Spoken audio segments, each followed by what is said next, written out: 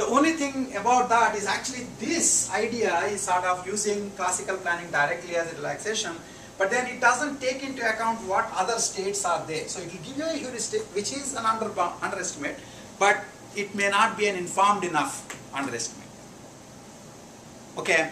The other idea that we will do, so in fact picking one state and doing FF is sort of like what the Kolobov paper did in the stochastic planning, because you do full planning with respect to a state.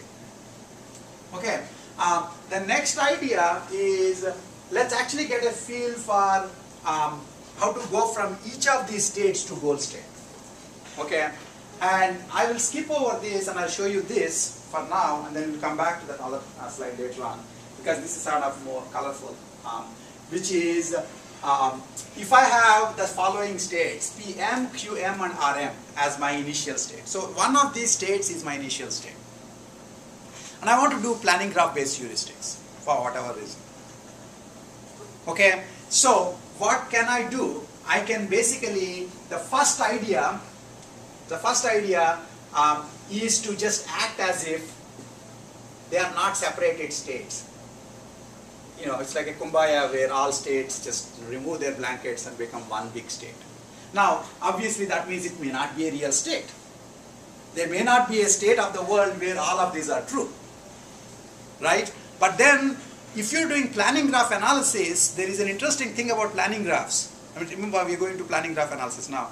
Every proposition list, except for the initial proposition list, is already not guaranteed to be a single state. So in some sense, it's only reasonable that I made the beginning guy also not be a single state. Okay? And furthermore, by removing this in this way, so when I have state uncertainty, right, I can do state uncertainty, I can resolve the state uncertainty by saying, I'll just pick this and say this is the real state. Or I can say all of them are real states together. And if you do this, this is like all outcome determinization for stochastic planning. Okay, it makes no sense, but it will give you some number, you know, which could have reasonable properties. Okay, so this is basically all states determinization. And if I happen to know one of these is a costly state and I pick that, or one of these is a more likely state and I pick that, that will be like the most likely state determinization. Either way, I am determinizing the state uncertainty away. Once I determinize the state uncertainty away, I can happily build a planning graph. I can, you know, compute the relaxed plan, and then take the length of the relaxed plan as the cost of going from this state to the goal state. Okay, that's a cheap one, simple idea. The next one is essentially, if you want to keep better estimate than this, we'll see next time when you come back that if you do it this way, the heuristic estimate is 2, and it turns out that the true cost is something like 5. We will look at this again next time. And you can get the true cost by essentially keeping the states separate, computing planning graphs for each of them separately, computing relaxed plans in each of the planning graph, counting the actions in all the relaxed plans. Right? That would give me a better bound.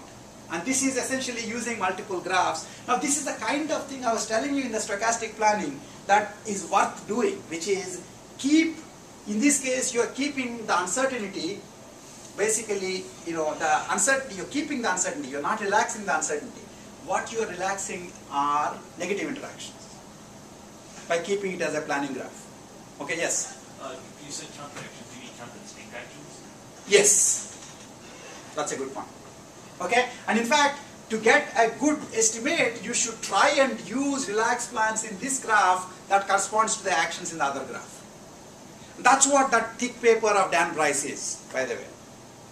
Okay, now the last idea, again I'll mention and we'll come back next class, is it turns out that this will give you a pretty good estimate, modulo negative interactions because you are missing them.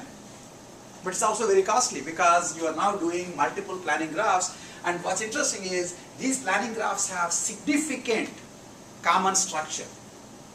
And by just computing common, multiple planning graphs separately, you are redoing work multiple times. So that leads you to this idea called labeled uncertainty graph, which is a cool idea in the sense now you essentially are going to have colors for these states. This is yellow, this is green, this is red. Let's assume those correspond to some binary variables, binary propositions. Okay, and then so if this state will give rise to P, so the P only has a yellow color. This state will give rise to Q. This state will give rise to R. In all states, M will be happening. So you notice that M is white, P, Q, and R are only individual colors, yellow, green, and red. Okay, and then when you do actions in the next level, the actions label, which is the color, depends on the conjunction of the colors of its supports. So yellow and white is still yellow, and yellow and green is still yellow, and yellow and green is half yellow, half green. Okay, actually the color metaphor can be lost in a minute because you will actually see that these labels become logical formulae, and you can represent these logical formulae as BDDs, and you are conjoining and disjoining these BDDs as you go forward. Okay, and so the advantage is now you have one single planning graph structure sitting in front of you with rainbow colors right now. Okay, and you keep growing this graph until you reach the goal state. I'm sorry. So here, for example, let's see.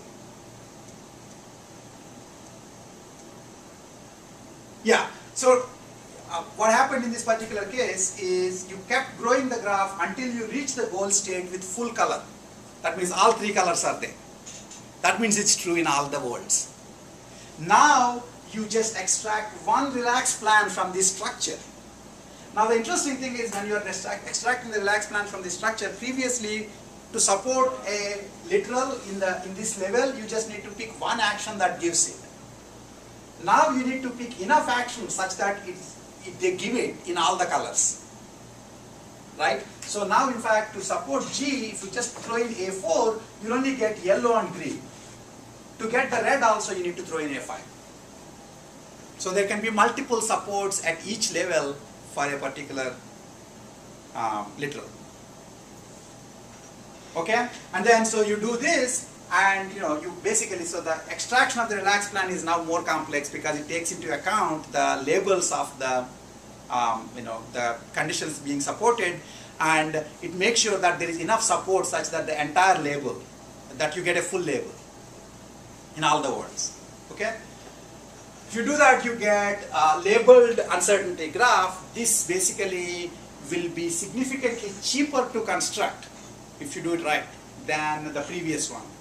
And here actually the way the labels would be represented is as logical formulas. And so in part in the system pond, which Dan Bryce did, they are represented as BDDs. Okay, and when you're growing the planning graph, you also propagate the labels. When you get a proposition, it gets the disjunction of labels from the previous layer. And when you get an action, you get a conjunction of labels from the previous layer. A label is just a logical formula.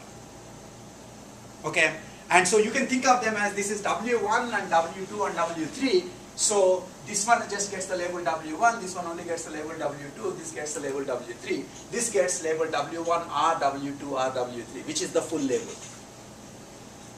And whenever you got the goal with the label W1 or W2 or W3, you're done. Okay, the idea is easy to understand, but the details are a little tricky. So I want you to look at the paper, the bigger paper that I sent you, to at least understand the labeled uncertainty graphs. We'll discuss this next class, and we'll also talk about how this can be used if our probabilistic case, because I mentioned that I'll bring it back because I suggested this as an idea, but I didn't quite tell you how you could do it. So this is a way you could do it. And then go from there to PALM-DP models. Okay.